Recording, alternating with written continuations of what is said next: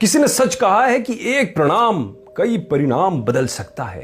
आज की ये जीवन बदल देने वाली कहानी है श्री कृष्ण जी, द्रौपदी और भीष्म पितामह की। आप इस कहानी में जानेंगे कि कैसे एक प्रणाम आपके प्राणों को भी बचा सकता है। तो चलिए पहले कहानी सुनाता हूं।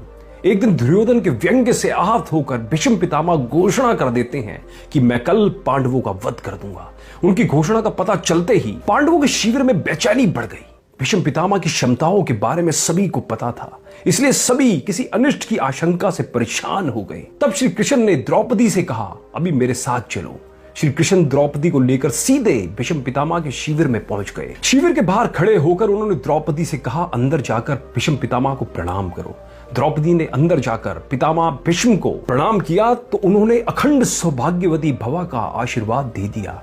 फिर उन्होंने द्रौपदी से पूछा कि वत्स, तुम इतनी रात में अकेली यहाँ कैसे आई हो? क्या तुमको श्री कृष्ण यहाँ लेकर आए हैं? तब द्रौपदी ने कहा कि हाँ, और वह कक्ष के बाहर खड़े हैं। तब भीष्म पितामह भी कक्ष के बाहर आ गए और दोनों ने एक दूसरे को प्रणाम किया। भीष्म पितामह ने कहा, मेरे एक वचन को मेरे ही दूसरे वचन से काट देने का काम श्री कृष्ण ही कर सकते हैं। शिविर से वापस लौटते समय श्री कृष्ण ने द्रौपदी से कहा कि तुम्हारे एक बार जाकर पितामह को प्रणाम करने से तुम्हारे पतियों को जीवन दान मिल गया। अगर तुम प्रतिदिन भीष्म, धृतराष्ट्र, द्रोणाचार्य आदि को प्रणाम करती होती और दुर्योधन, दुशासन आदि की पत्नियों भी पांडवों को प्रणाम करती होती तो शायद इस युद्ध की नौबत ही ना आती। तात्पर्य, वर्तमान में हमारे घर में जो इतनी समस्याएं हैं उनका भी मूल कारण यही है कि जाने अनजाने अक्सर घर के बड़ों की अपेक्षा हो जाती है।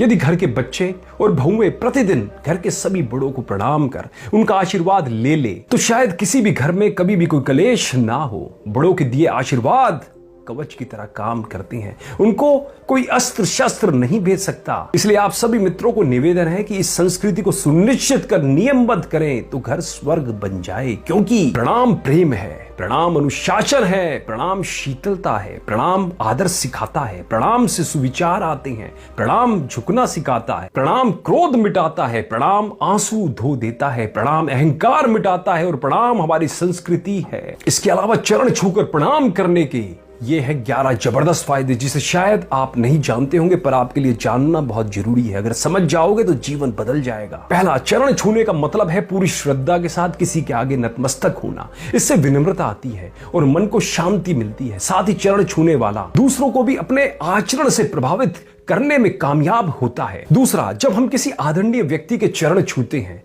तो आशीर्वाद के तौर पर उनका हाथ हमारे सिर के ऊपर भाग को और हमारा हाथ उनके चरण को स्पर्श करता है। ऐसी मान्यता है कि इससे उस पूजनीय व्यक्ति की पॉजिटिव एनर्जी आशीर्वाद के रूप में हमारे शरीर में प्रवेश करती है, जिससे हमारा आध्यात्मिक तथा मानसिक विकास होता है। तीसरा, शास्त्रों में कहा गया है कि हर रोज बड़ों के अभिवादन से आयु, विद्या, यश और बल में बढ़ोतरी होती है। चौथा, इसका वैज्ञानिक पक्ष इस तरह है। न्यूटन के नियम के अनुसार दुनिया में सभी चीजें गुरुत्वाकर्षण के नियम से बंधी है। साथ ही गुरुत्व भार सदैव आकर्षित करने वाले की तरफ जाता है। हमारा शरीर पर भी यही नियम लागू होता है। सिर को उत्तरी ध्रुव और पैर को दक्षिणी ध्रुव माना गया है। इसका मतलब यह हुआ कि गुरु तत्व ऊर्जा या चुंबकीय ऊर्जा हमेशा उत्तरी ध्रुव से प्रवेश कर दक्षिणी ध्रुव की ओर प्रवाहित होती है, अपना चक्र पूरा करती है। यानी शरीर में उत्तरी ध्रुव यानी सिर से सकारात्मक ऊर्जा प्रवेश कर दक्षिणी ध्रुव यानी कि पैरों की ओर प्रवाहित होती है। दक्षिणी ध्रुव पर यह ऊर्जा असीमित मात्रा में स्थिर हो जाती है, पैरों की ओर ऊर्जा का केंद्र बन जाता है। पैरों से हाथों द्वारा इस ऊर्जा के ग्रहण करने को ही हम चरण स्पर्श कहते हैं। पांचवा, चरण स्पर्श और चरण वंदना भारतीय संस्कृति में सभ्यता और सदाचार का प्रतीक है।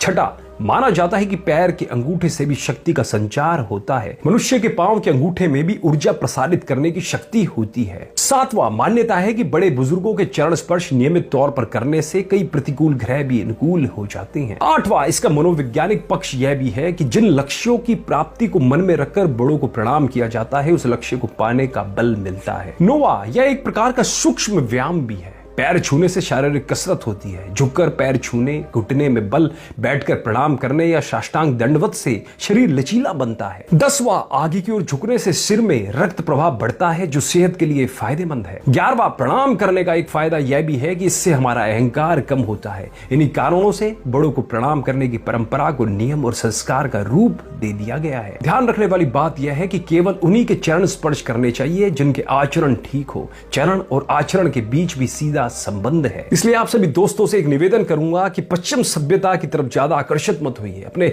सनातन धर्म की तरफ आकर्षित होइए, क्योंकि सनातन धर्म विज्ञान से भरा पड़ा है। और चरण छूने की आदतों को आज से ही अपनाइए, फिर देखिएगा आपके जीवन में भी किस प्रकार चमत्कार घटित होता है। अतः आप सभी मित्रों का दिन मंगलमय हो। प्रणाम।